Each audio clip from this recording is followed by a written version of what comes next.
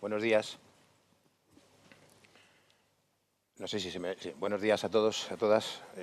Soy Miguel Ángel Rodríguez, el subdirector de Estudios y Programas de la FAD, y tengo el placer hoy de comenzar la tercera jornada del Congreso presentando y luego moderando las preguntas que tengáis a bien hacernos.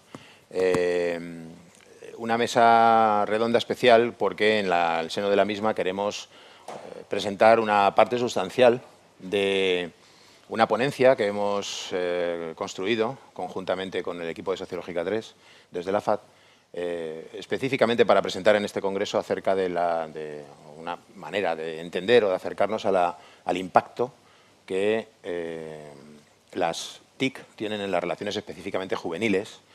No toda la ponencia, que sí la tenéis por escrito en vuestros pendrive, no toda la ponencia dará tiempo a presentarla con detalle, pero sí al menos partes sustanciales de la misma que hemos seleccionado.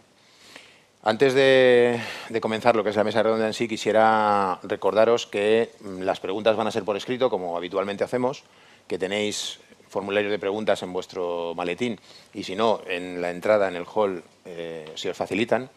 Y también aprovechar, como parte de la organización que soy, a recordaros, a invitaros, a pediros que cumplimentéis el cuestionario de evaluación del Congreso, que nos es altamente útil y necesario para valorar qué os ha parecido, las diversas dimensiones que tiene el mismo. Si no lo habéis conseguido el primer día, si no lo han facilitado el día que habéis llegado por primera vez, lo tenéis también en la entrada a vuestra disposición y os rogamos desde la organización que lo cumplimentéis.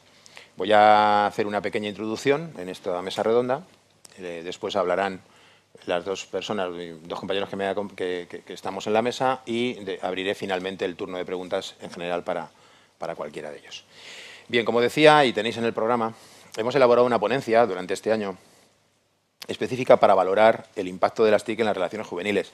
Específica desde un punto de vista que ahora intentaré desgranar en esta introducción, intentando fijar o intentando posicionarnos, intentando explorar, intentando analizar una serie de elementos que nos parecían altamente necesarios. Dentro del complejo, así lo vemos nosotros, complejo, y creo que todos lo compartimos, complejo y complicado y cambiante y dinámico mundo en el que estamos hablando, de las TIC y las relaciones juveniles, habitualmente lo que encontramos, lo que estamos acostumbrados a leer, a analizar, lo que primero que nos vamos a encontrar cuando buceamos en los datos van a ser una serie de ideas que queríamos contrastar, en primer lugar, si son así. Hay autores que la sostienen, hay autores que no, como por ejemplo la primera de ellas, que es la de los nativos digitales. Existe un convencimiento general en el discurso acerca de que los jóvenes, las TIC es cosa de jóvenes, los jóvenes son los dueños, los que manejan estas tecnologías porque son especialmente, tienen como una especie de don natural de nacimiento para su manejo. Queríamos ver si esto, bueno, era un tema que nos interesaba. No estamos del todo seguros de que sea así, que nos interesa, ya adelanto, pues por ejemplo, dentro de lo que es el concepto de nativo digital, oculta, es una especie de estereotipo que puede ocultar, o entendemos que puede ocultar, una serie de procesos que se dan en las TIC, también en los jóvenes, como se dan en las personas que no somos tan jóvenes, que son procesos de aprendizaje, de socialización, de reposicionamiento, de adaptación de lo que eran antes unas relaciones que nosotros hemos vivido, los que hemos vivido sin las TIC, o con muchas menos TIC, y que ahora nos adaptamos a ellas, a usarlas. Creemos que los jóvenes se encuentran también en ese mismo proceso de aprendizaje, lo único que ellos o ellas lo realizan, bueno, pues quizá de una manera diferente, no lo sabemos, ¿no? Pero en principio lo de que por ser de una determinada edad ya nazcas con unas habilidades y nazcas inmerso en una cultura, creemos que es algo cuestionable, ¿no? Se suelen hacer acercamientos a cómo los jóvenes se manejan con las TIC, cuántos las usan, para qué las usan, qué opinan. Voy a dar algunos datos al respecto con carácter contextual un poco al inicio de esta presentación, pero queríamos luego analizar sobre todo qué opinaban ellos, cuál era lo que ellos dicen en su discurso acerca de cómo la manejan, para qué y de qué manera, ¿no? También está, bueno, y eso es un dato, ¿no? Habitualmente es fácil encontrarnos que el uso es prácticamente universal entre ellos y ellas, sobre todo con los teléfonos móviles, especialmente Internet y smartphone, extendido absolutamente en ellos, eso es algo habitual, lo cual no hace sino hacernos o llevarnos a hacer otras preguntas para nos llevamos digamos, otras preguntas para poner en marcha a la hora de esta ponencia, de esta investigación, que eran, por ejemplo, si ese uso universal es heterogéneo o es homogéneo, si todos lo usan igual, quiénes no lo usan igual, cuántos lo usan, los chicos más que las chicas, los más jóvenes más, los menos jóvenes menos, qué opinan de ello, cómo se distribuye ese uso que, si decimos eso, que es universal, no acabamos de conocer si existen o no diferencias por edad, por género, a la hora de hacerlo, ¿no? Otra idea muy extendida es que se llevan a cabo, el principal uso de las TIC es con fines relacionales, mayoritariamente, muy abrumadoramente por encima de otros usos como por ejemplo compras o acción política, pongo ahí, intervención, opinión. Destaca el uso relacional, el uso comunicacional de relación entre unos y otros, ¿no? Y otras. Y temas que nos interesaban especialmente y que apreciamos, y ahora os pondré un par de tablas en las que veíamos solamente dos, no prometo no poner muchas, pero solamente dos en las que los datos parecían apuntar a una serie de ideas que nos interesaban, bueno, desde lo que pudiéramos explorar desde el discurso, ¿no? Específicamente dos que pongo aquí, ¿no? Si existen o no brechas digitales, un poco en la línea de lo que decía antes. El uso es universal, pero todo el mundo accede igual, existen o no. Hay algunos autores, encontramos bueno, señalan que quizá jóvenes de estatus bajo o medio bajo y jóvenes con menor nivel de estudios tengan otro tipo de acercamientos, otras dificultades, dado que además las TIC se convierten, Internet, las nuevas tecnologías se convierten en las tecnologías de comunicación, no solamente en herramientas para comunicarnos, sino también en lugares en los que nos definimos, nos construimos, se construye quizá lo joven, no lo sabemos, con ese importante carácter que tienen, que no solamente son instrumentos, que también son instrumentos, sino que creemos que son algo más, pues nos parece interesante, nos parecía muy interesante saber si existen o no quizá brechas digitales en esa construcción, ¿no? Y luego otro tema que también vemos ahora, creo que veremos en los datos, que es el de la dualidad entre beneficios y riesgos, que sale constantemente en cualquier acercamiento cotidiano, profesional al asunto. Es decir, tienen beneficios, por supuesto, el uso tan absolutamente universal y mayoritario no parece que nadie dude de que nos beneficia en muchos órdenes, pero también tienen riesgos y conllevan en algún caso problemas. Y vamos a ver un poco qué opinan los jóvenes al respecto de ello, ¿no? Y a partir de ahí, bueno, pues con este marco, más o menos, era con el que nos intentamos llevar a cabo una ponencia, una investigación, para luego extraer unas conclusiones y presentarlas en la ponencia, cuya metodología os presentaré ahora brevemente. Tres tablas, decía, apenas para marcar un poco lo que nos llevó a hacer esta investigación cualitativa. La primera, más que traeros, que yo pensé ya que como era el tercer día de congreso ya lo habrían sacado varios ponentes previamente, yo creo que tampoco se ha visto mucho, pero es algo que todos sabemos, es decir, más que traeros el porcentaje absolutamente mayoritario, prácticamente universal, de jóvenes que utilizan las TIC, os he puesto aquí una tablita del INJUVE, del Informe de la Juventud de 2012, publicado hace unos meses, recientemente, que son los motivos para no usar Internet. También vemos entre población entre 15 y 29 años, ¿no? Vemos que apenas un 2,3% del total dicen que no la usan. No sabemos si son más bien de los de 15 a 24 o de los de 24 a 29, pero como veis, por no tener ordenador apenas un 2%, por no disponer de tiempo un 1% y el resto, a partir de ahí, no saber utilizarlo un 1, pero el resto es 0,8, 0,5, 0,1. Es decir, es prácticamente residual. Pero bueno, parecía como algo novedoso el que imaginé que el tercer día nadie habría puesto esta tabla que viene a decir lo mismo. Es decir, el uso es universal y prácticamente todo el mundo está ahí, pero no solo para relacionarse, sino para también algo más, entendemos, ¿no?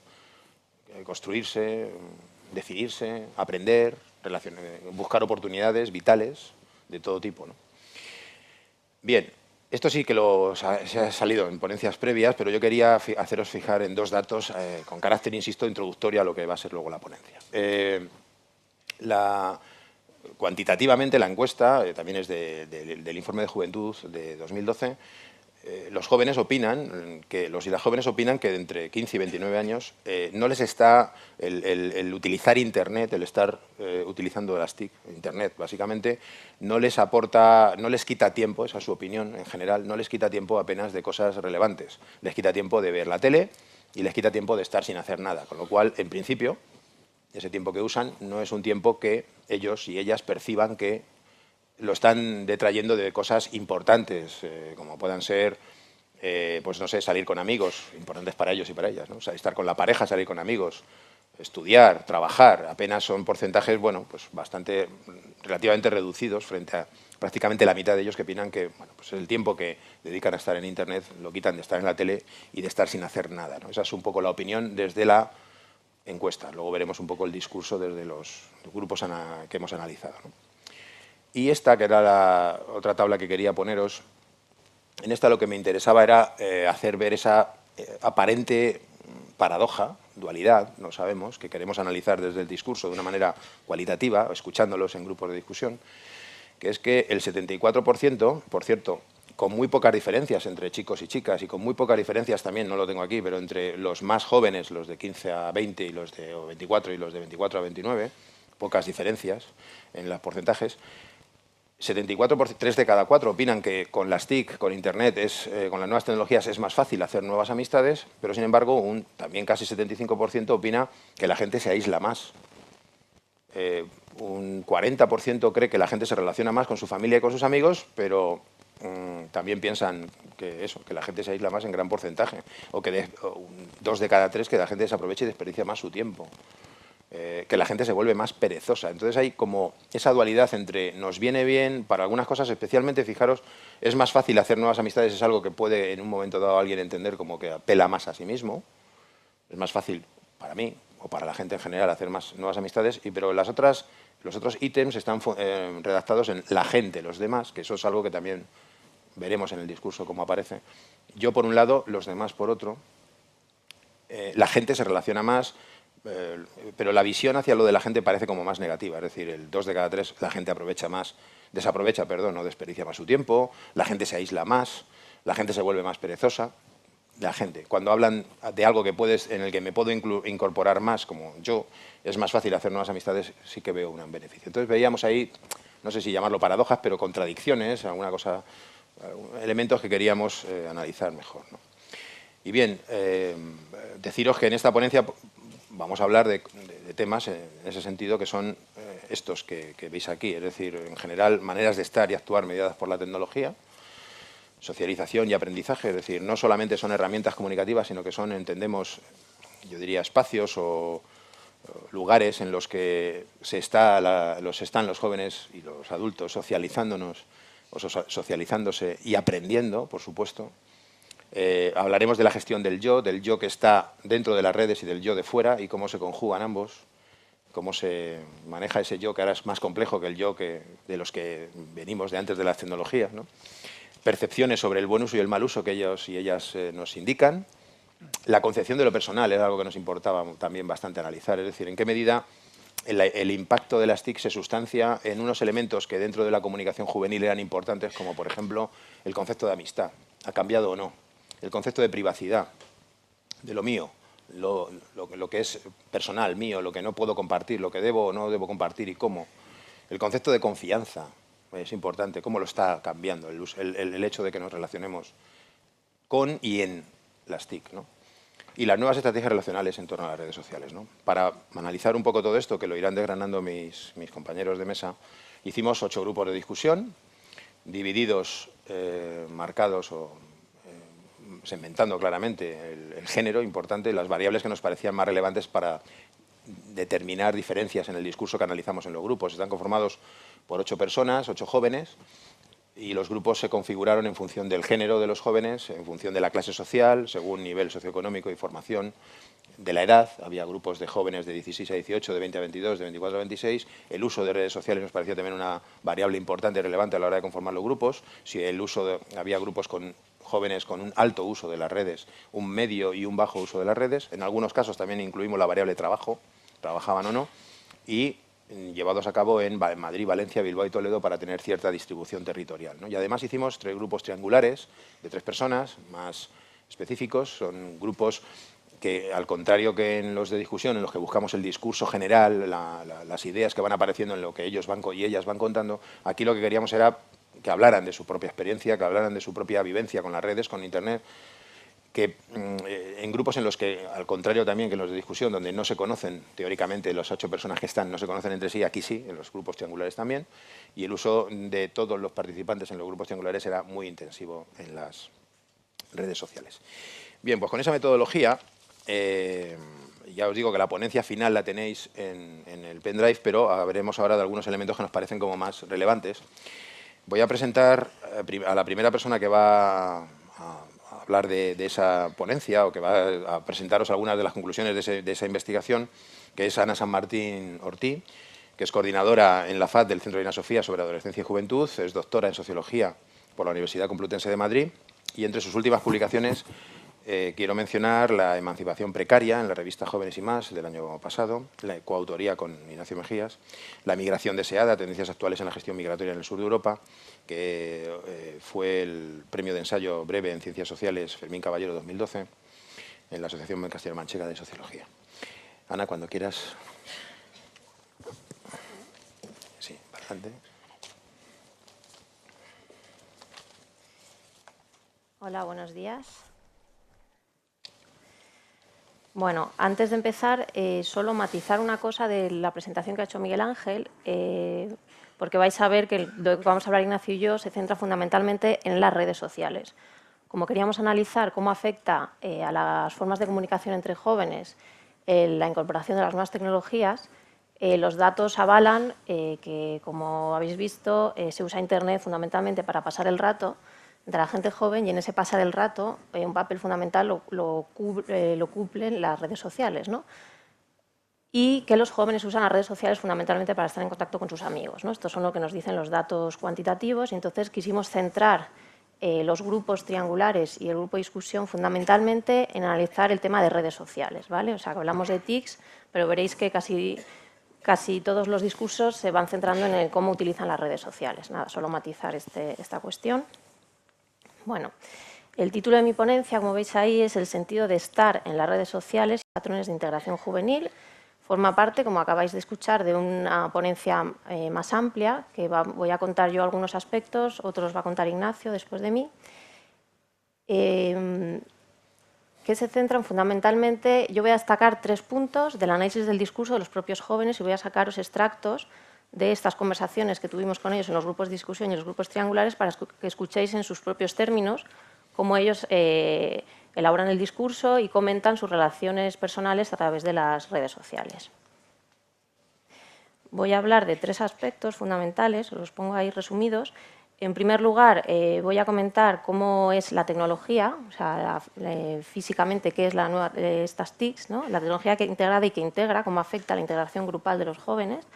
En segundo lugar, voy a mencionar, voy a ir un poco de lo más general a lo más concreto, qué significa estar en las redes sociales, ¿no? Y cómo eso supone una acumulación y una multiplicación de los contactos y de la agenda de los chavales. Y por último, voy a hablar de la gestión del yo, ¿no? Del sujeto, del tiempo y del grupo dentro de las redes sociales.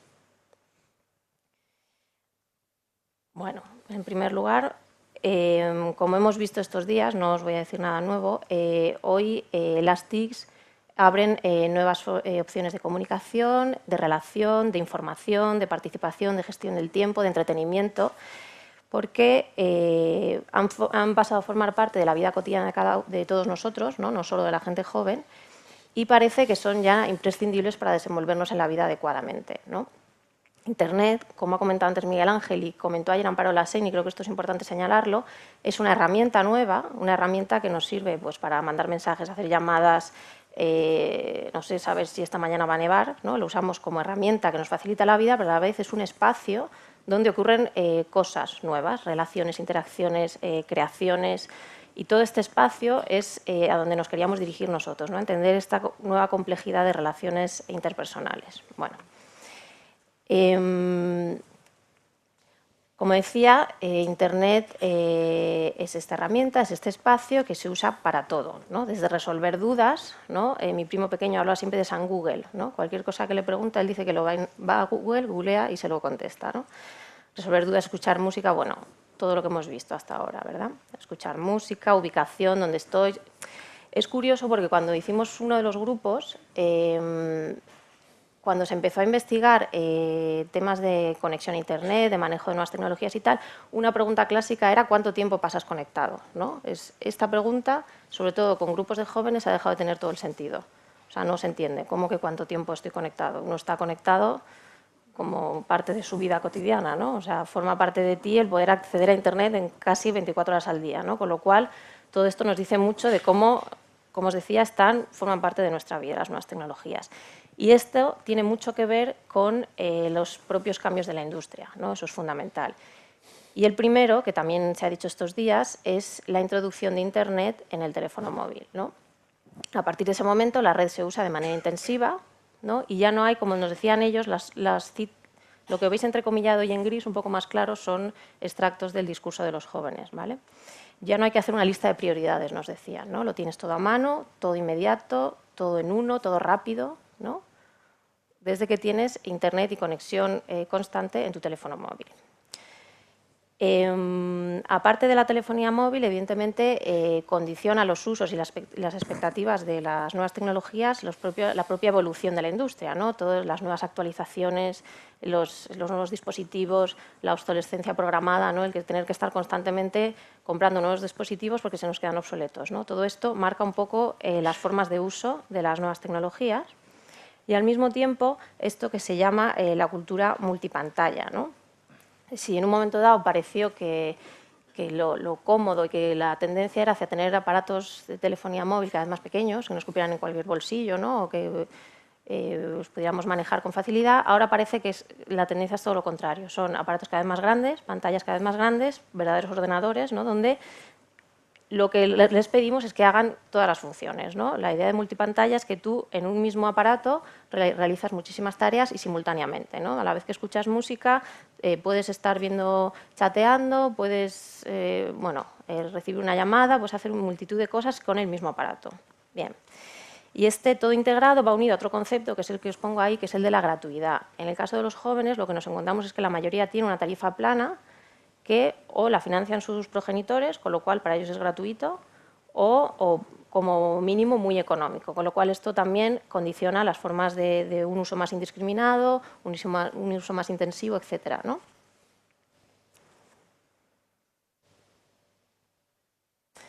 ¿Y qué implica todo esto? ¿Qué es lo más interesante? Vamos a donde queríamos llegar.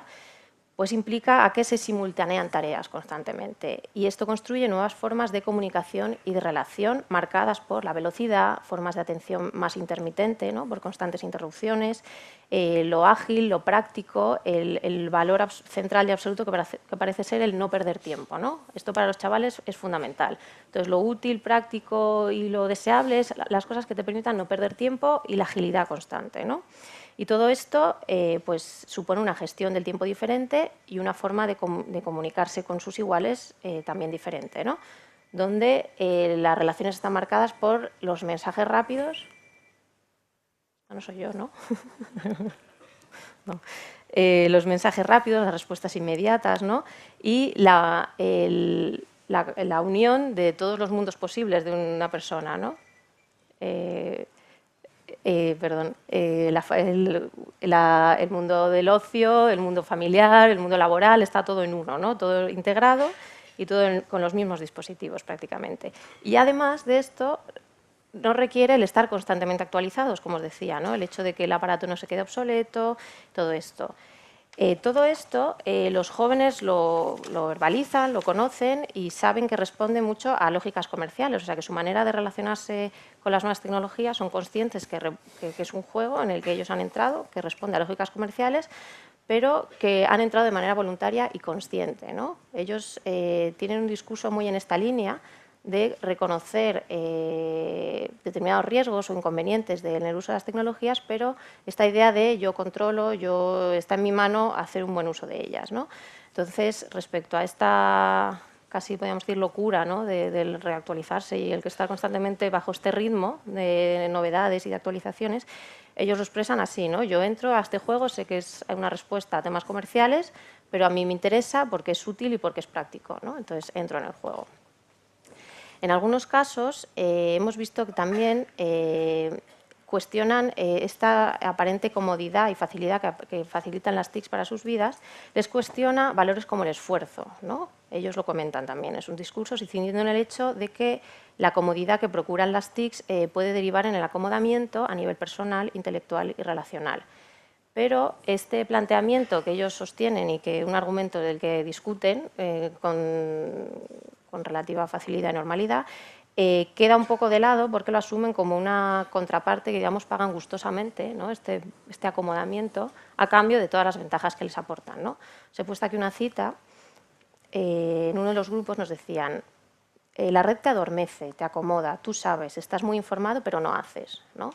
Esto vino a raíz, si no recuerdo mal, se estaba hablando un poco también de cómo la red se utiliza muchas veces para temas de participación política, social y tal, ¿no? Entonces decían que con las redes sociales estás enteradísimo de todo, ¿no? La información la tienes ipso facto inmediatamente, entonces tú la intercambias, haces el me gusta, el tal, pero de ahí a salir a las calles pues hay un paso muy grande, ¿no? Entonces decían que en muchos sentidos pues las redes te pueden acomodar y esto de que sabes pero no haces, ¿no? Os he puesto aquí otra cita. Dice: la gente ahora mismo tiene un acceso a la información de todo. Cualquiera puede ser pseudoculto porque lee en Wikipedia algo. La gente se cree que todo se consigue. Es un gran problema de esta sociedad, que no estamos acostumbrados, sobre todo nuestra generación, a luchar por nada. Sí, pero como lo tenemos todo tan inmediato, lo queremos todo súper inmediato. Bueno, para que veáis un poco cómo ellos elaboran este discurso, ¿no? Sobre la comodidad, el acomodamiento, la autocrítica, ¿no? A los valores que se consideran de su generación. Sin embargo, pese a las críticas, ¿no? A estos pequeños inconvenientes, podríamos decir, destacan como la oportunidad principal y más destacada de las TICs y sobre todo de las redes sociales es formar parte de un juego donde ver y dejarse ver. Y esto es fundamental para ellos, ¿no? Las redes sociales han creado una necesidad que antes no existía, cuya base reside en la idea de que todo el mundo dispone de esta tecnología y todo el mundo está dentro de esta tecnología, ¿no? Todo el mundo está en las redes sociales. Y como todo el mundo está en las redes sociales, pues se torna imprescindible formar parte de ellas, ¿no?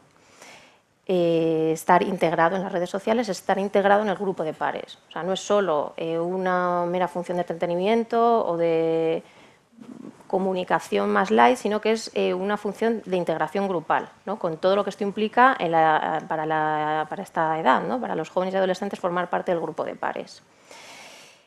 Y no solo forma parte de este proceso de integración, sino que es que parece que fuera de ellas no ocurre nada interesante, ¿no? O sea, llegan hasta este punto. Quien no está, por tanto, se quedará fuera del grupo, de las novedades, de las convocatorias, de lo que se dice, de lo que se hace, no se entera de nada, ¿no? Se queda desactualizado y, por tanto, aprovechar al máximo las oportunidades de las redes sociales supone estar en las redes sociales y estar actualizado en tiempo real, ¿no? No vale solo estar, tener un perfil, sino que hay que estar actualizado para saber qué está pasando allí constantemente, ¿no? Os leo otra cita. Es como una moda, como que nos llevan por un camino, no sé, que tenemos que estudiar, luego trabajar, luego tal y tal, y eso está ahí marcado. Y luego las redes sociales, entérate que todo el mundo tiene y por eso pues coges y te lo haces. Si no tienes, eres un bicho raro. Y si no tienes, ¿cómo contacto contigo?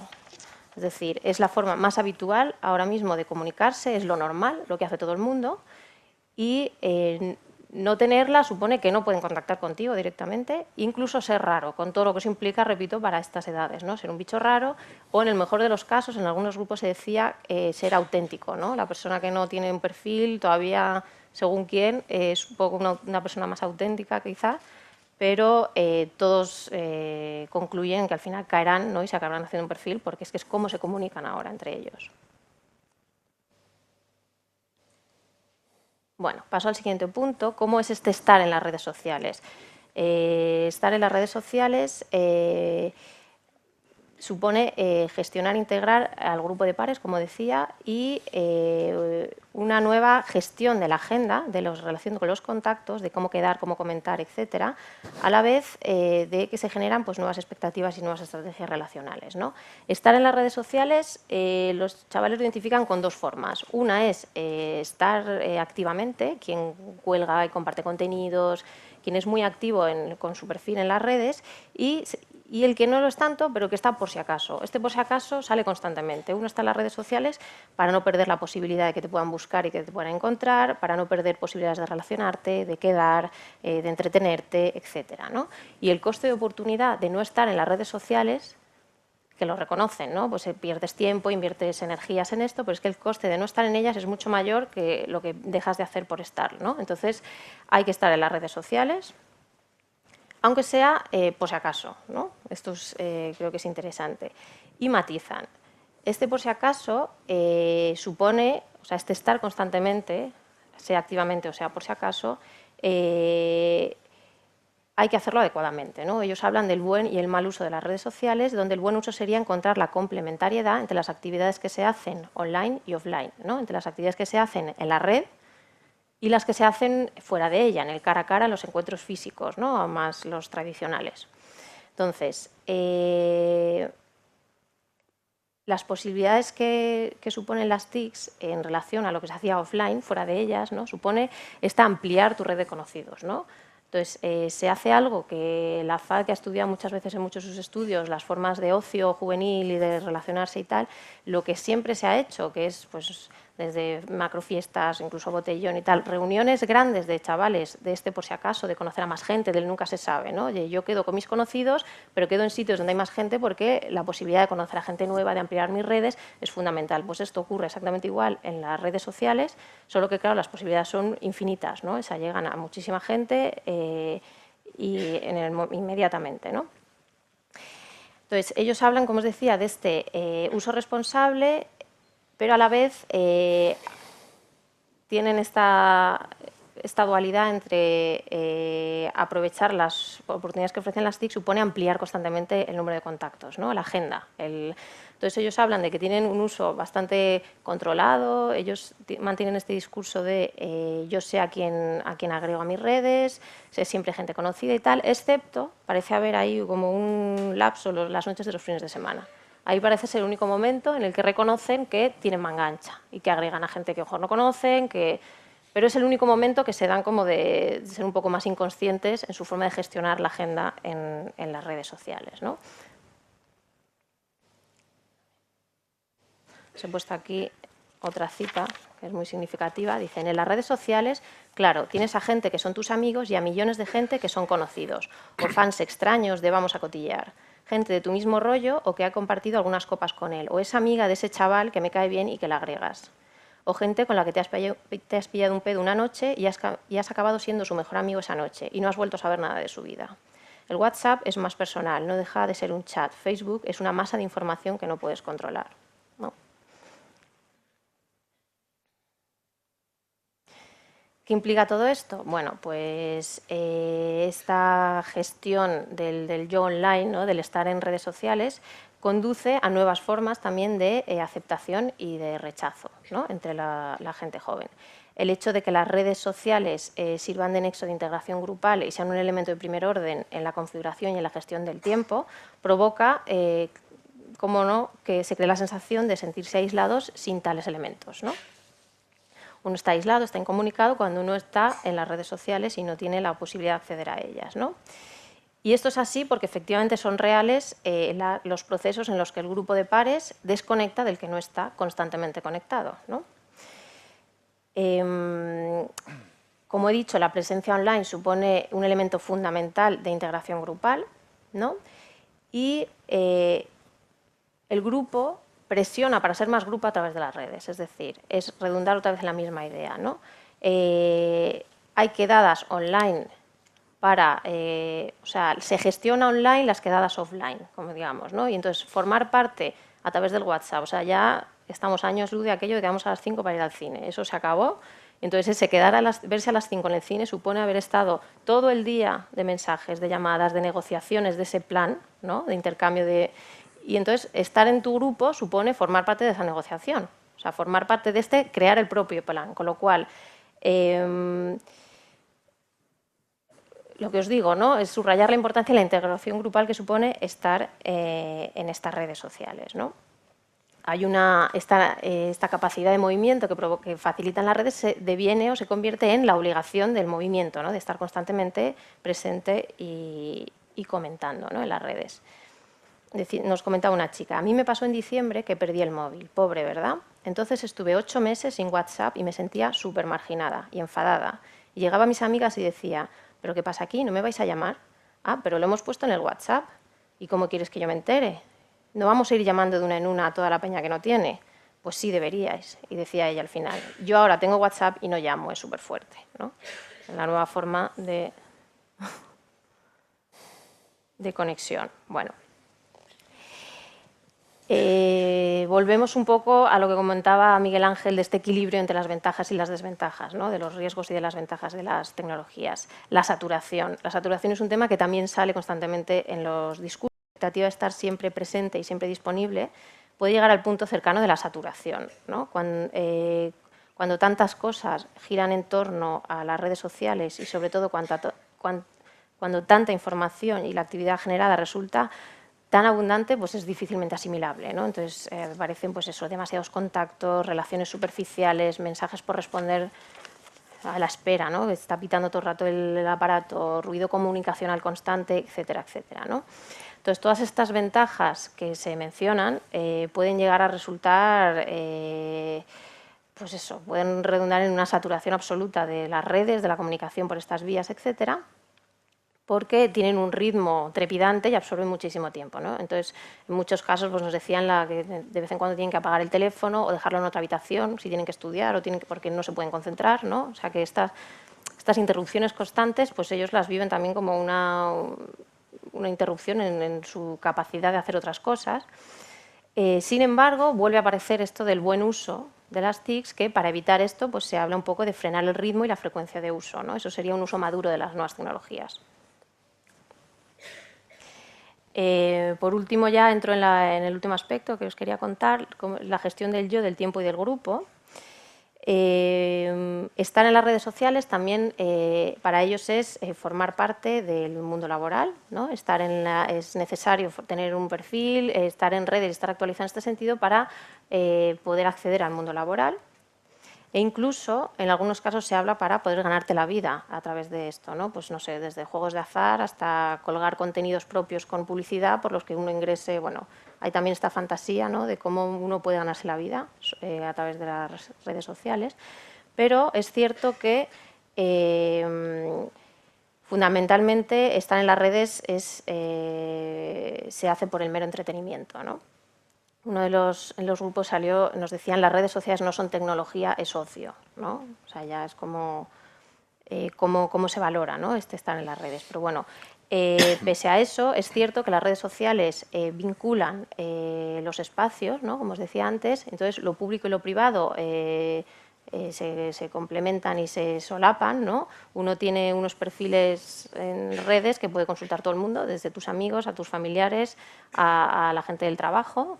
Estás en el trabajo y constantemente tienes mensajes o estás en conexión con tu familia o con tus amigos, ¿no? Hay todos estos mundos que se mezclan, ¿no?, con estos espacios.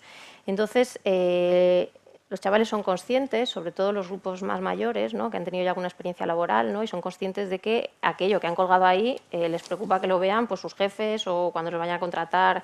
Esta idea de que la gente te rastrea en tus redes a ver quién eres, ¿no? Entonces, ellos son conscientes de que hay que tener mucho cuidado con quién es interlocutor cuando te haces un perfil, ¿no?, y utilizan lenguajes diferentes y contenidos distintos si están pensando en un perfil más laboral o más privado, ¿no?, de alguna manera. Incluso utilizan nicks diferentes, ¿no?, para que solo les encuentren sus conocidos en el caso de que quieran tener un perfil privado y compartir contenidos con sus amigos, ¿no? Todo lo dicho,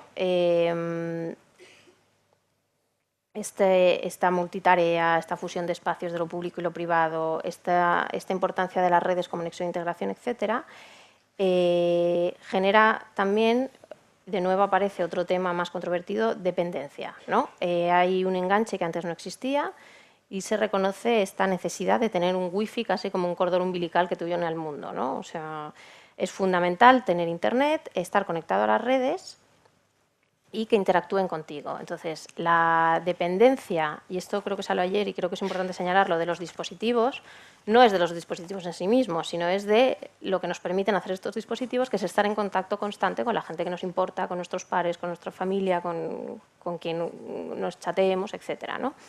Entonces, la ausencia de estos dispositivos y la ausencia de poder mantener estas relaciones puede llegar a crear incluso ansiedad ante la incomunicación, aislamiento, etcétera. Pero otra vez, ahora veremos cómo priman más las ventajas frente a esto, ¿no? Sí, genera dependencia, pero bueno, es relativa. Entonces, esto es un discurso que usan mucho, ¿no? Por ejemplo, yo creo que es una adicción. En realidad es una adicción. Es como una adicción social, por así decirlo. Estás comiendo con la familia y estás pendiente del móvil. Estás quedando con los amigos y estás pendiente del móvil y no estás disfrutando.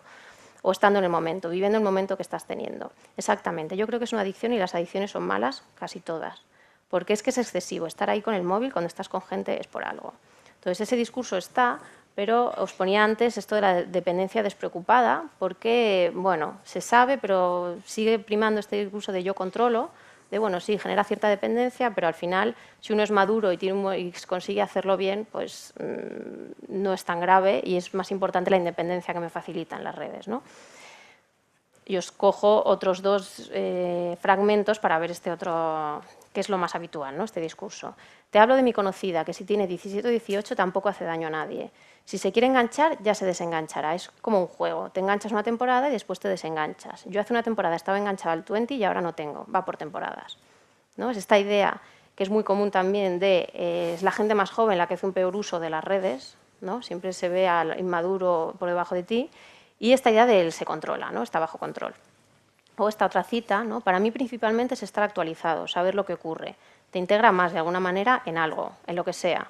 Si lo usas en la universidad, es como que te integra más en la universidad. Si es porque tienes un grupo o del trabajo o tus amigas, te integra más. El sacarlo es como que te van a sacar. Yo voy a mi clase igual, pero ya no salgo en el grupo de Facebook de mi clase, ¿no? Entonces es esta importancia, como os decía, no solo del estar enterado, del estar informado y estar informado actualizadamente, sino de formar parte de lo que está ocurriendo, ¿no? Del grupo. Bueno, yo lo voy a dejar aquí solo recordar algo que se ha dicho ya y que es un poco, creo que sería interesante debatir, toda esta idea del nativo digital, ¿no? Creo que con estas citas yo os quería también subrayar un poco cómo esta idea innata, o sea, cómo esta idea, parece que ellos tienen un manejo innato de las redes, de los, no solo de dispositivos, sino del espacio y de cómo se manejan en él. Pues bueno, lo que vemos más bien son que hay redes complejas de relación y que hay todo un aprendizaje, ¿no? De los jóvenes también. En este sentido, pues es cuando ellos hablan de la complementariedad, ¿no? De la importancia entre complementar adecuadamente el yo online y el offline, lo que se hace en red y lo que se hace fuera de ella físicamente, el control del ritmo y de la frecuencia o el control responsable de la gestión de los contactos, ¿no? Todo esto es un aprendizaje para la gente joven también y esto creo que es importante que lo tengamos en cuenta. Gracias.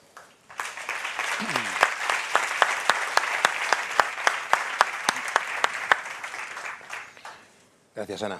Vamos a continuar con la presentación de otra parte de la ponencia que os comentaba al principio, que la va a llevar a cabo Ignacio Mejías Quirós, que es miembro fundador y codirector de Sociológica 3, equipo de investigación social que colabora habitualmente con la FAD, entre otras tareas o trabajos que lleva a cabo, y especialmente con el Centro Reina Sofía sobre Adolescencia y Juventud.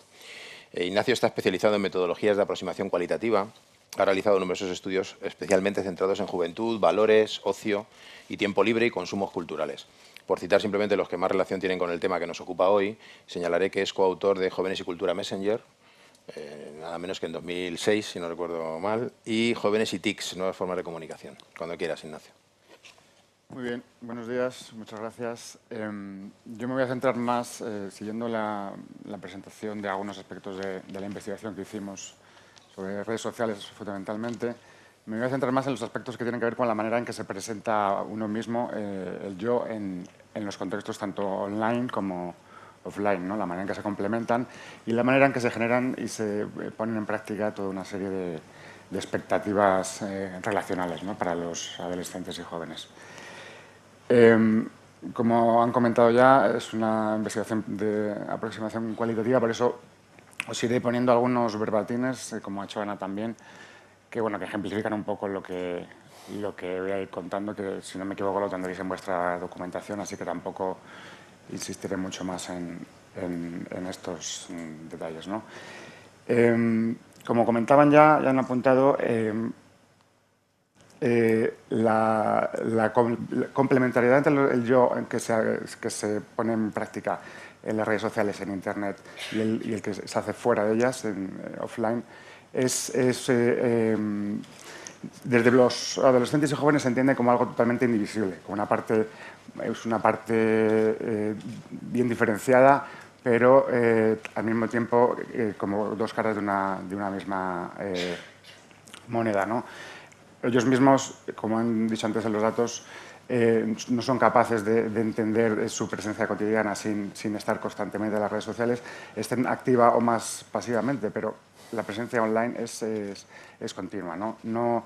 Son dos terrenos de juego con normas distintas que tienen que ver con la propia naturaleza de los lenguajes que se usan en uno y otro, ¿no? Por un lado, sobre todo las características del lenguaje escrito y de la propia naturaleza de Internet, que te permiten la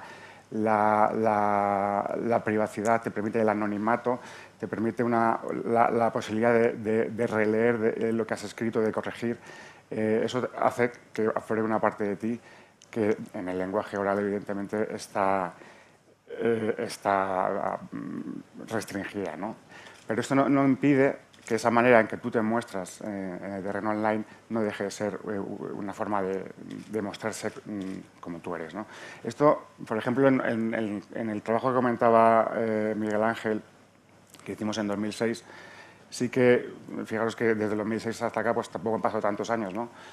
Pero sí que es uno de los elementos que notamos con más potencia, ¿no? En aquel entonces hicimos una investigación junto con el profesor Gordo, hicimos una investigación que tenía como nombre Cultura Messenger, ¿no? Entonces las redes sociales no estaban tan asentadas, no había una relación tan natural, tan cotidiana de los jóvenes con las redes sociales, pero sí que estaba en pleno auge el Messenger, que supongo que es un programa que conocéis, una manera de relacionarse online que conocéis. Por aquel entonces sí que el discurso general diferenciaba mucho más entre la manera de exponerse online y offline. No hay una relación, sobre todo entre adolescentes, tan natural con unas redes sociales que ahora ya se entienden como imprescindibles y que dicen mucho de cómo son ellos, ¿no? Entonces, la manera en que se gestionaba ese yo online era puesta mucho más en duda desde el discurso medio, ¿no? En términos de que no correspondía con la naturaleza humana que el discurso del deber ser entiende que tiene que ser, ¿no? Las relaciones deben ser cara a cara, las cosas importantes se tienen que decir cara a cara. En el terreno online hay muchas más posibilidades de que te mientan y no te mientan. Pues bien, ahora mismo asistimos, en cierta manera, a un nuevo paradigma de la exposición de ese yo online y offline, ¿no? Ya se acepta con total naturalidad que las relaciones que tienen lugar en Internet, en las redes sociales, son igual de verdaderas que las que tienen lugar fuera de Internet, ¿no? Por eso, por ejemplo, en la cita dice, estar hablando por WhatsApp es como estar aquí hablando ahora mismo, ¿no? No se entiende que sea de otra manera porque estamos todo el rato en las redes sociales. Eso no quiere decir que también, como apuntaba Ana, que el aprendizaje de las claves de esa manera de relacionarse no requiera un esfuerzo y no se viva de forma muy intensa por los adolescentes y los jóvenes, ¿no? Sobre todo en estas épocas en las que ellos necesitan estos asideros de identificación con el grupo, ¿no? Ahora, la integración grupal no tiene sentido si no es también a través de las redes sociales, ¿no?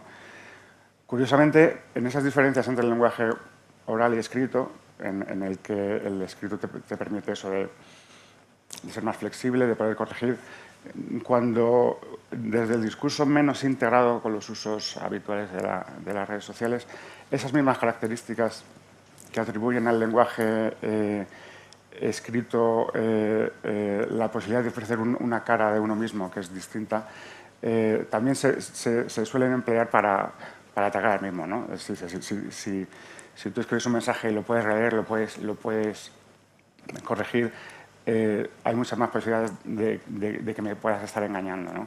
Y en ese sentido, incluso los propios usuarios habituales lo tienen en cuenta, ¿no? Lo que pasa es que se tiene en cuenta de tal manera en que todos sabemos cuáles son las reglas del juego. Yo también puedo usar esas reglas del juego y como todos sabemos cuáles son las reglas del juego y las cartas que están sobre la mesa, pues no me siento engañado, ¿no? De la misma manera que que te pueden engañar en la vida offline, por decirlo de alguna manera, lo pueden hacer en la online, ¿no? En el uso de las redes sociales, en la presentación online, está tan aceptado que se permiten se asimila sin ningún atisbo de estigmatización que el uso de las redes sociales para conocer gente es el correcto, es el adecuado, es el que hoy en día marca las relaciones entre los adolescentes, ¿no? Por eso no hay ningún rubor a la hora de reconocer, como dice la otra cita de abajo, que yo puedo ser tímido, yo puedo tener problemas a la hora de relacionarme pues, en el instituto, en el colegio, en las discotecas, pero tengo ahora un arma, tengo una herramienta, que son las redes sociales, en este caso habla del 20, en el que yo puedo mostrar una parte de mí que no me puedo mostrar de manera, ¿no? Y esto se reconoce sin ningún rubor, y os digo que, por ejemplo, en el 2006 ese reconocimiento no era tan explícito y sobre todo no se hacía de forma tan natural a sabiendas de que nadie te va a juzgar porque así lo haga, ¿no? Es una posibilidad que nos ofrece en nuestros tiempos y hay que aprovecharla, ¿no?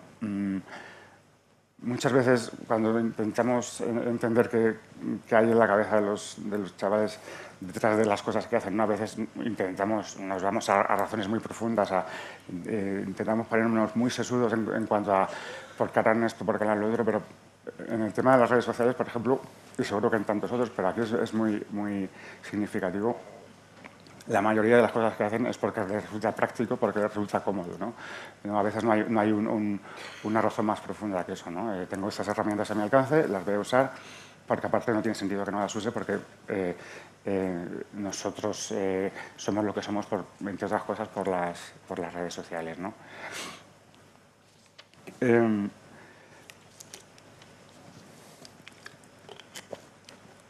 esta manera de exponerse online tiene tanta importancia la manera en que te muestras como la manera en que te ven, ¿no? Es una exposición de doble sentido en la que tu yo también se construye en base a cómo otros lo recrean, ¿no? Por eso es muy importante al estar en las redes sociales, estar en el Internet, es muy importante, o ellos lo viven como muy importante, el hecho de saber cómo te están percibiendo, ¿no? Tanto es así que a veces, o la mayoría de las veces, se adaptan esas estrategias que tienes a la hora de exponerte en función de cómo piensas que te están viendo, ¿no? Y si no te están viendo, ¿qué tienes que hacer para que te estén viendo, ¿no? Es decir, la presencia online es una presencia que requiere de una predisposición activa, ¿no? Pues eso, por ejemplo, como dice en esta cita, si tienes un Facebook y ves que en un mes nadie te ha comunicado, nadie te ha puesto un me gusta, o en 3 días nadie te ha mandado un WhatsApp, ¿qué está pasando? ¿Qué está mal, no? Si yo tengo esta presencia online es para que otros me vean, no entienden que tenga sentido el abrirte un perfil si nadie está recibiendo ese perfil, ¿no? Este es un camino de ida y vuelta en la que la construcción del yo tiene tanta importancia como te ven como te enseñas, ¿no?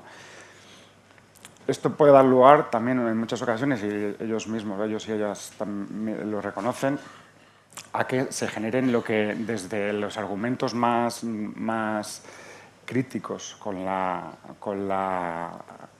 el uso de las nuevas tecnologías, que en la línea general de los discursos adolescentes y jóvenes, pues lo cierto es que son minoritarios, pero a verlos a hilos, ¿no? También hay planteamientos críticos, muchas veces también desde estos discursos del deber ser que dicen las cosas un poco con la boca pequeña, ¿no?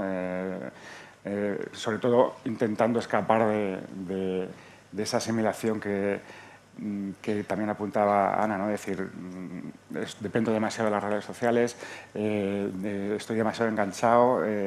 Pues de estos discursos del deber ser que intentan escapar de eso, no dice yo las uso, pero las uso lo justo, lo que tengo que usarlas para estar integrado, para no para no perderme nada de lo que me puedo perder si no estoy en las redes sociales, pero yo sé cómo tienen que ser las relaciones humanas, que son en el contacto físico, en el día a día y todas estas cosas, ¿no? Pues desde estos discursos más críticos, esta manera de adaptar las estrategias de exposición del yo en función de cómo te vean, se entiende que puede dar lugar a generar lo que en un propio grupo nos dijeron los chavales de forma literal, que son vidas postizas, ¿no? Yo, como necesito que me vean, como necesito que me vean como yo quiero que me vean además y que entiendan que yo soy como yo quiero enseñarme, me estoy creando ciertas vidas postizas que muchas veces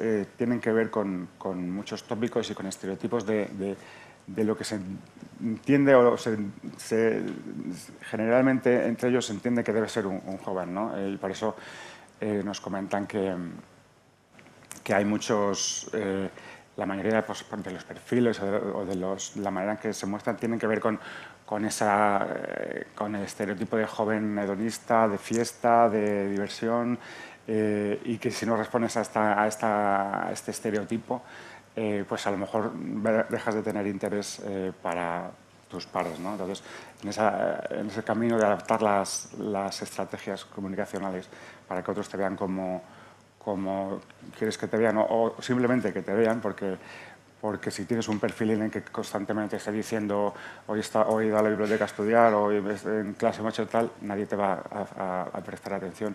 Pues a veces se entiende que muchas veces se exagera el estereotipo del joven de fiesta, de diversión, de despreocupación y todo esto, ¿no? Frente a estos planteamientos más críticos, las posturas más integradoras dicen que el yo online y offline es totalmente indivisible, como he comentado. Y en ese sentido, como es indivisible, es complementario y muestra cosas de mí que son distintas y tienen que ser distintas, no tiene sentido mentir en las redes sociales. Esto es muy interesante porque sí que detrás de la interacción en redes sociales siempre sobrevuela el fantasma de la mentira y el engaño, como he comentado, pero ahora mismo, a día de hoy, el discurso general de adolescentes y jóvenes, el discurso general, que es el discurso integrado con los usos tecnológicos, aboga porque la mentira en las redes sociales no tiene sentido. Juego con el riesgo de que me pueden mentir, eso es cierto, pero igual que juego en la vida real. Y como todos sabemos que nosotros somos lo que somos también en parte porque estamos en las redes sociales, y como todos sabemos que mi presencia online va a ser obligatoriamente distinta a mi presencia offline, no tiene sentido que nos andemos engañando porque todos tenemos las mismas reglas de juego, todos tenemos las mismas normas y si queremos jugar todos a este juego vamos a hacerlo bien, ¿no? No vamos a tomarlos el pelo. Simplemente vamos a utilizar la herramienta que tenemos a nuestro alcance para relacionarnos de la mejor manera posible.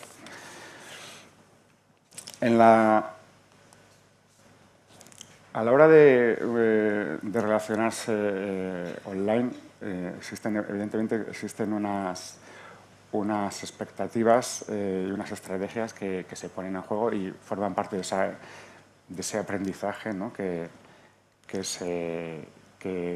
tiene lugar entre los jóvenes, ¿no? Un aprendizaje que, como he dicho, no es en absoluto sencillo.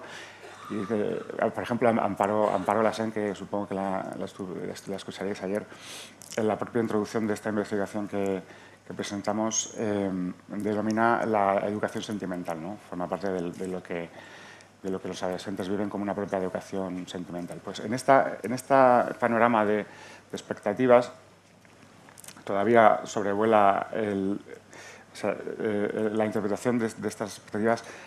Tiene mucho que ver con esto que comentaba de cómo entienden que, sobre todo por un discurso muy aprendido desde que son pequeños, cómo deben ser las relaciones, cómo debe ser la amistad,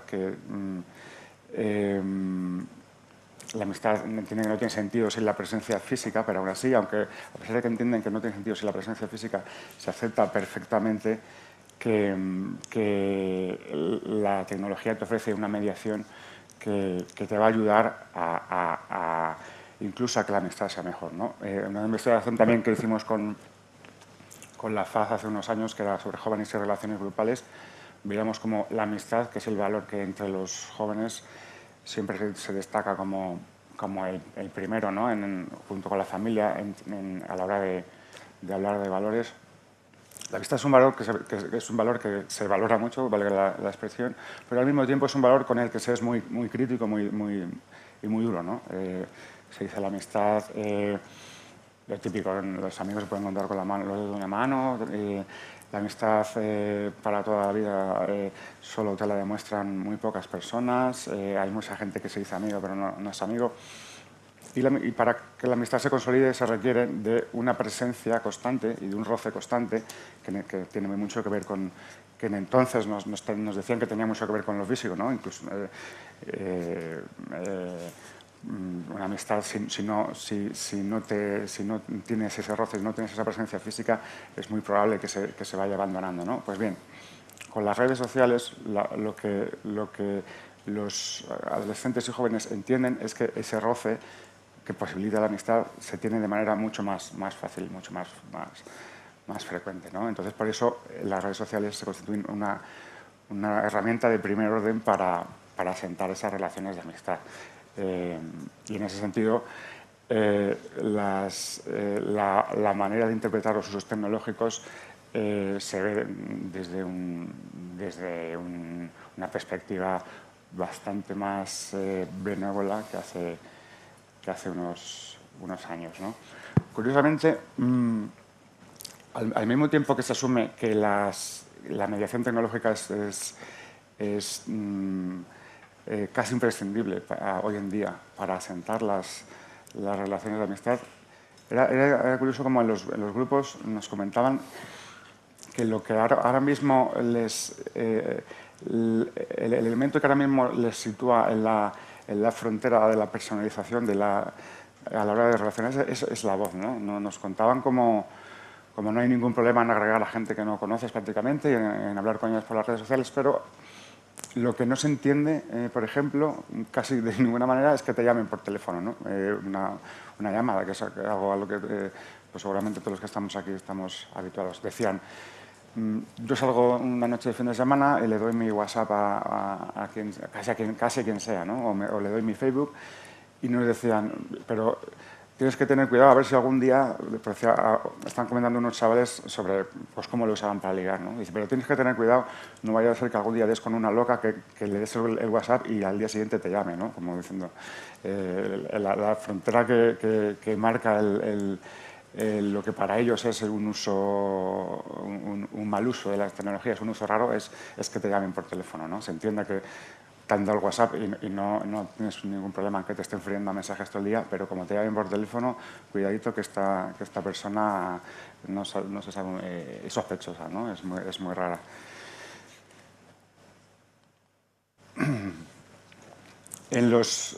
Bueno, desde el momento que salen, pues, por ejemplo, el WhatsApp o el Facebook, lo que sea, los primeros momentos de la comunicación online marcan mucho las pautas y marcan mucho las expectativas que se van a tener respecto a cómo va a ser la comunicación con esa persona, tanto en la frecuencia de contestación, en el tipo de humor que se tiene online, porque siempre diferencian mucho que la comunicación fuera de las redes pues tiene una cosa que es el tono de la conversación, tiene una cosa que es el gesto, que es la mirada, que es que marca mucho cómo tú interpretas que la otra persona se dirige hacia ti, ¿no? Cómo se está comunicando. Eso, en la comunicación online es más complicado pillar el tono de las conversaciones.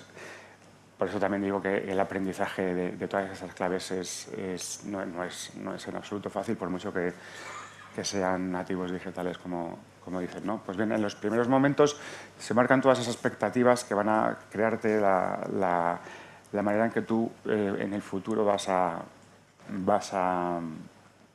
interpretar la comunicación con tu interlocutor. Lo interesante también es que en esas conversaciones ellos y ellas interpretan que tienen cierto poder en el sentido de que más o menos, una vez que te has construido las expectativas, sabes qué va a ocurrir, ¿no? Cuando subes una foto, cuando pones un vídeo, cuando dices según qué cosas, tú ya más o menos, como dice la cita, sabes lo que puede ocurrir, quién te puede contestar, quién no. Y esto se interpreta desde estas posiciones como una especie de libertad de comunicación, en el sentido de que tienen como la sartén por el mango, ¿no? Yo estoy jugando con unas reglas que estoy aprendiendo a manejar, ya sé manejar, y las estoy utilizando de la mejor manera posible para un poco controlar el juego de pregunta-respuesta, ¿no? Esto no deja de ser un poco paradójico, ¿no? Ellos lo interpretan como tener mucha libertad, sobre todo desde la mejor gestión de su yo, ¿no? Pero al mismo tiempo están admitiendo que la libertad de movimientos más o menos es limitada, ¿no? Todos sabemos lo que va a ocurrir, pero todos estamos siguiendo unos patrones muy estrictos, ¿no? Muy cerrados. Yo hago esto porque sé que va a ocurrir esto, y si ocurre esto me va a contestar esta persona, y si hago esto voy a fijar la atención en esta otra persona, ¿no? En relación a todas estas expectativas, uno de los aspectos que más nos interesó a la hora en la manera en que ellos exponen cómo es su comunicación online, era la manera en que interpretan cómo se produce la aceptación y el rechazo de las redes sociales, ¿no? Es interesante porque ellos nos cuentan que rechazar a alguien en la comunicación, en las relaciones en Internet, aparentemente es muy sencillo. Está al alcance de un clic. Yo le doy un clic y rechazo tu petición, no leo tu mensaje. Es decir, esto es dentro de la gestión del yo, se entiende como fácil, se entiende como una herramienta que está ahí. Sin embargo, tras esa aceptación de que es fácil, lo cierto es que en la práctica no les resulta tan fácil rechazar o ignorar a un contacto que te está pidiendo amistad, o que te está interpelando en una conversación, ¿no? Por un lado, porque lo interpretan casi como innecesario, ¿no? En el sentido de que no entienden que la comunicación online tiene las reglas que tiene la offline, y bastan en muchas ocasiones con ignorar. ¿Y por qué no lo entienden como necesario? Pues siempre tras este tipo de argumentos sobrevuela el discurso, que creo que ya ha apuntado Ana, del por si acaso, ¿no? Muchas de las cosas, de las estrategias que ellos ponen en práctica, tienen que ver con no hacer cosas que te puedan cerrar puertas, ¿no? No voy a ignorar este contacto, no voy a rechazar esta petición, porque nunca se sabe si este contacto el día de mañana me puede ser útil para algunas cosas, o no sé, o la vida da muchas vueltas y nunca se sabe, ¿no? Por un lado está esto, que es innecesario, y por si acaso no lo voy a rechazar.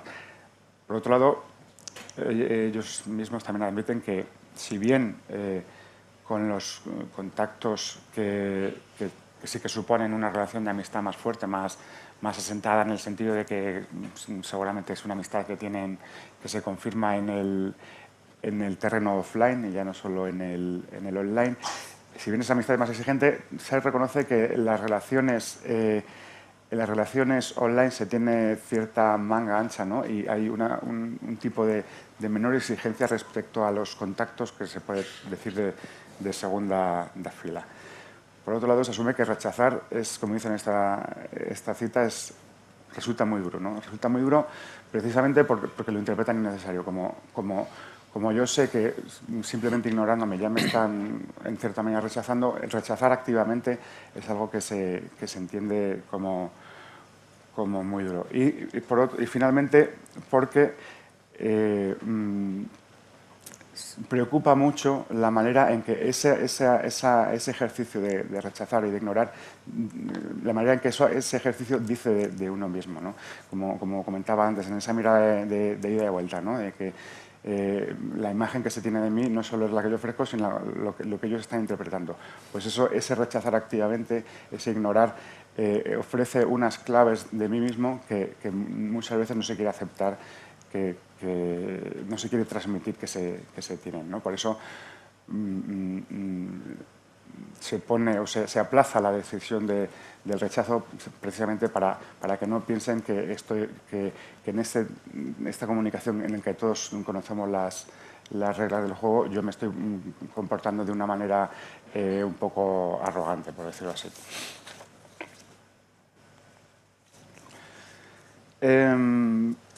Como decía, en esta mirada de doble sentido, la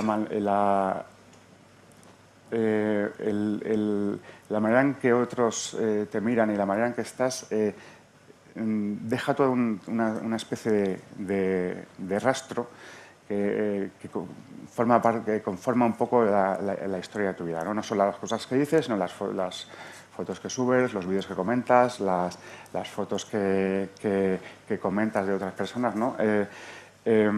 Todo esto habla de ti mismo de la misma manera que lo hablan tus propias palabras, ¿no? Esto tiene el riesgo que ellos mismos nos comentan de que haber un rastro dejado se puede llegar a convertir en un lastre, ¿no? En el sentido de que las cosas que se dicen online permanecen, ¿no? Es la paradoja de que el lenguaje en Internet, el lenguaje online, es flexible, es ágil, te permite la corrección, pero al mismo tiempo, una vez que has dicho las cosas, que tienes tu perfil, eso va a quedar ahí para siempre, ¿no? Y a veces ese rastro te puede perseguir toda tu vida. El rastro que se deja, las huellas que se dejan, muchas veces constituyen un recuerdo que tú guardas, puedes guardar por motivos sentimentales, guardas conversaciones de WhatsApp con tu novia o con tus amigos porque quieres rememorar cosas que te han pasado. En la interacción grupal es muy interesante porque el grupo ya no solo interactúa fuera de las redes sociales, sino las cosas que ocurren fuera de las redes sociales se rememoran.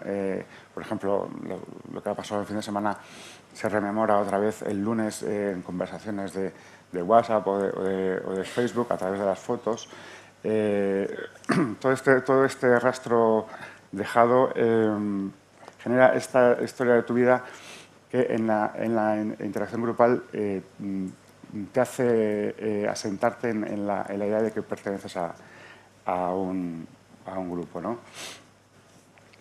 Las fotos, por eso, tienen una importancia clave en la manera de usar las redes sociales, ¿no? No sé, seguro que no sé si habéis visto una campaña por ejemplo, creo que es de 20 que se ha lanzado también a sacar una línea telefónica y en su campaña directamente es muy interesante porque directamente lo que están promocionando de su marca como nueva línea telefónica es que tienes la capacidad de subir muchas fotos, ¿no? La publicidad creo que dice algo así como menos bla bla bla y más fotos de gatitos, por ejemplo, ¿no? Ya directamente dicen, te estamos ofreciendo un dispositivo en el que tú puedas hablar es lo de menos. Te estamos ofreciendo la posibilidad de que tengas muchas megas para poder subir los vídeos que ves, las fotos que te haces y para que luego los puedas comentar con tus amigos, ¿no? Tal es el poder de estos gadgets, por decirlo de alguna manera, ¿no? Es lo que creo que la SED lo denominaba que era la agencia compartida, ¿no? entre las tecnologías y los jóvenes, ¿no? Las tecnologías tienen sentido en la medida que los jóvenes le dan el uso, pero también es evidente que los usos que los jóvenes dan a la tecnología tienen que ver con las políticas de las grandes empresas de telecomunicación, con la publicidad de esas grandes empresas, con los propios servicios que te ofrecen los teléfonos que te compras, ¿no?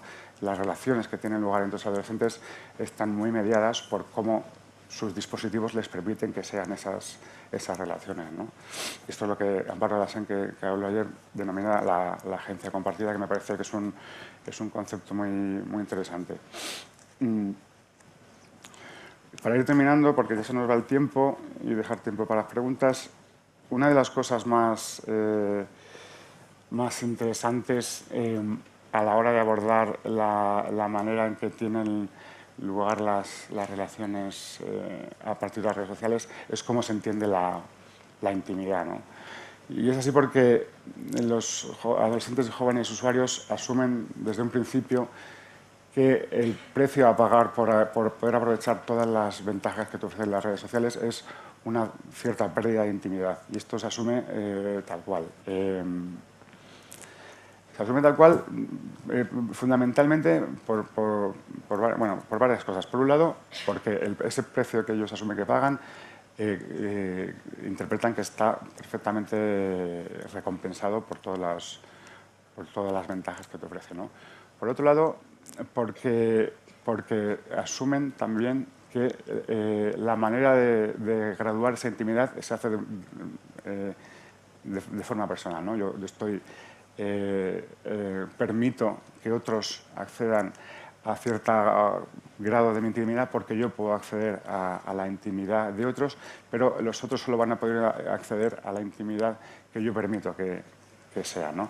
Lo que sí es cierto es que se difuminan las fronteras entre los espacios públicos y privados de una manera que antes, una manera distinta a como se hacía antes, ¿no? Ahora ya que otros, y cuando digo otros me refiero no solo a amigos cercanos, sino ya el propio, se entiende que la comunicación online es una comunicación pública, ¿no?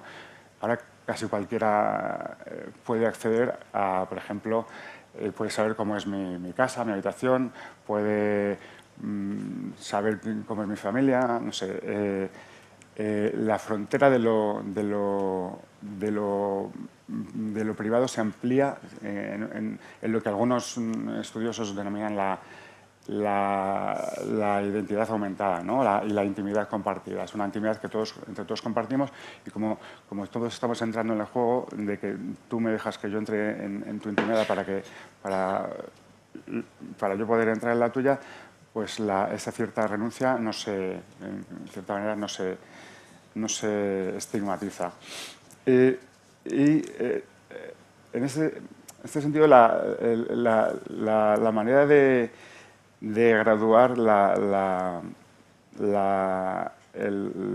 intimidad en este canal que se entiende abierto empieza por la misma elección de las redes sociales, ¿no? El tipo de redes sociales. Ellos entienden que hay algunas que te permiten guardar más privacidad que otras, aunque desde el mismo momento en que tú, por ejemplo, te abres un perfil de Facebook, ya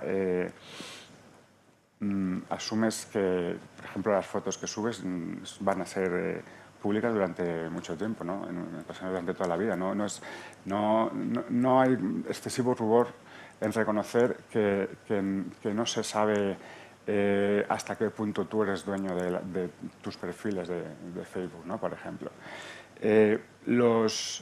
Las posturas más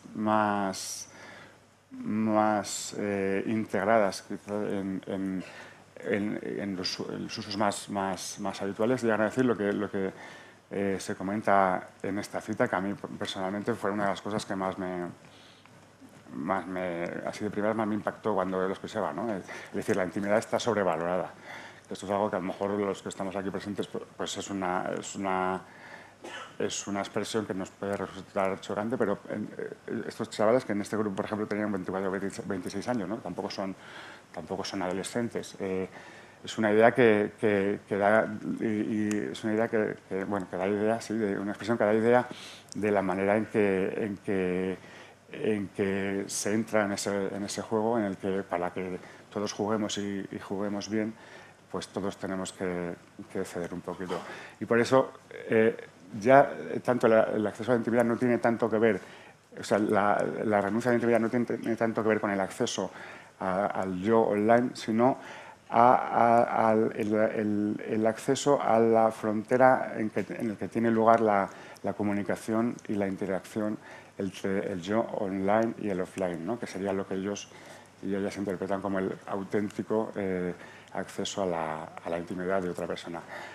Teniendo todo esto claro, lo que ellos mismos interpretan es que, como yo sé que mi intimidad la guardo yo y estoy diciendo un poquito, la única norma ética que sobrevuela todo este ejercicio de interacción, y ellos mismos se lo cuentan, es que lo que yo no puedo hacer es violar la intimidad de otras personas en el sentido de subir fotos que les vayan a dejar mal o de hacer comentarios que puedan generar esos yoes paralelos que pueden tener lugar cuando interactúas en las redes sociales.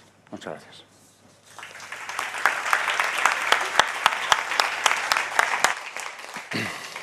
Gracias, Ignacio. Nos quedan unos minutitos. Si tenéis alguna pregunta, por favor, hacérmela llegar, me la harán llegar por escrito. Pero mientras que eso ocurra y aprovechando estos minutos, a mí, siendo consciente además de que en el público, entre los asistentes al Congreso, hay muchas personas, muchos profesionales que trabajáis directa o indirectamente con gente joven y que estáis inmersos en actividades, proyectos, actuaciones, intervenciones de carácter educativo, preventivo. Directamente con ellos se me ocurría una pregunta, una reflexión que os lanzo como expertos especialmente también tú, Ignacio, como expertos en juventud, como gente con mucha experiencia en conocer lo que es el joven, ¿no? Desde la FAD también tenemos esa doble condición de análisis de la realidad, de conocer bien si existe, qué es lo joven, si es que existe, qué es, cómo va cambiando, cómo va funcionando, para poder desarrollar iniciativas, programas, ser más plenamente conscientes o lo más plenamente conscientes posibles de con qué estamos jugando, ¿no? Y escuchando a Ana, que hablaba de que gracias a las redes sociales, gracias a las TIC, el grupo es más grupo. También lo decía Ignacio, ¿no? Las redes facilitan, decía más o menos, fortalecen y facilitan las relaciones de amistad. Y como sabemos los que trabajamos con gente joven desde un prisma preventivo, educativo, que el grupo es, si no todo, mucho, en cuanto a que determina qué es lo que se debe hacer, qué es lo que se puede hacer, qué es lo que no se debe hacer, qué es lo que no se puede hacer, qué está bien, qué está mal, sanciona, filtra lo que es arriesgado, lo que no es arriesgado, lo que está bien, lo que no.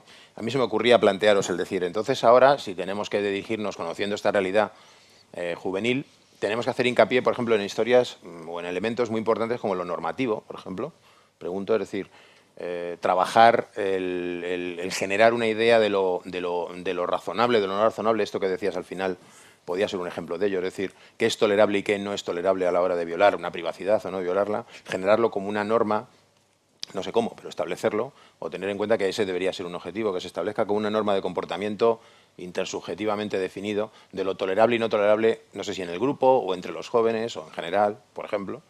Y en un plano más psicológico, más individual, se me ocurría, y os planteo, ¿no?, el trabajar con esta gente joven, por ejemplo, aspectos como la asertividad o aspectos como la capacidad para identificar qué pienso sobre un aspecto, sobre muchos, y defender de una manera razonada pero firme mis opiniones frente a las enormes presiones que, como el grupo ahora está fortalecido y está su, digamos, entre comillas, presión, su influencia es mucho más importante que la que era cuando el grupo lo hacía físicamente nada más, pues fortalecer la asertividad, decía, o fortalecer, por ejemplo, el espíritu crítico frente a la realidad, el posicionamiento personal, el trabajar con la gente joven ese tipo de fortalezas, se me ocurrían, no lo sé qué opináis al respecto, pero tenerlo muy presente como un elemento fundamental a la hora de intervenir, ¿no?, con ellos.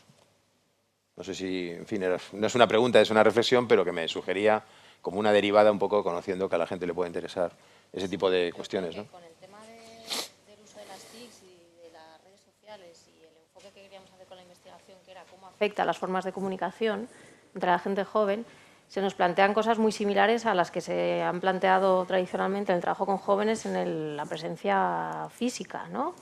O a todo el tema que comentas de la asertividad, el espíritu crítico y tal, que la FAD ha trabajado mucho, es algo a seguir trabajando, sobre todo porque en estas edades de jóvenes y adolescentes la presión del grupo es muy fuerte, la identificación que el grupo también lo es, y entonces la única, digamos, arma que podemos dar, yo creo, a la gente joven es la formación y la educación, porque como hemos subrayado también, hay esta educación digital, ¿no? Es un proceso de aprendizaje y entonces tampoco quiero subrayar que haya la parte tan riesgosa del tema, que estos días también ha salido mucho y parece que hay mucha preocupación con los aspectos más peligrosos o negativos.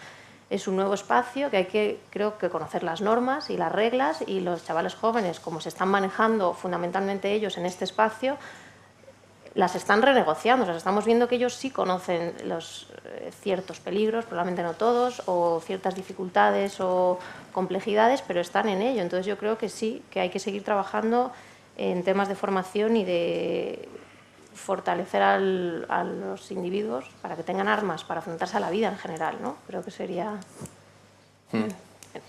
Bueno, me da tiempo a elegir una para cada uno. Estamos fuera de tiempo ya y me han llegado todas ahora mismo. Entonces, quizá te hago una a ti, Ignacio, y otra a Ana y terminamos. Para Ignacio, ¿no? La dicotomía entre, o la no tan dicotomía, las dos caras de esa moneda que decías, del yo online y el offline. Una pregunta aquí que dice algo así como, ¿no creéis que estamos hablando de problemas psicosociales, si es que se dan, dado que existe ahora el yo online y el yo offline, pero que ya existían igualmente antes de las redes sociales, solo que estas lo muestran de otra manera o más? Es decir, las distorsiones, las formas de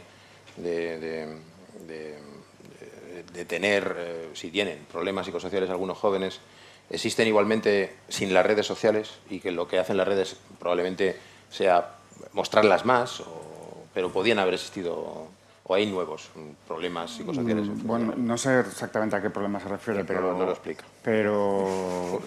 Problemas psicosociales. Tampoco soy un experto en problemas psicosociales. Simplemente lo que sí que creo que también un poco la línea de lo que apuntaba ahora Ana, ¿no? Esa perspectiva en la que muchas veces caemos de ver todo esto desde el punto de vista siempre de los problemas, a veces es una visión que tenemos desde los adultos de las cosas que hacen los jóvenes, que esto también en ciencias sociales y al mismo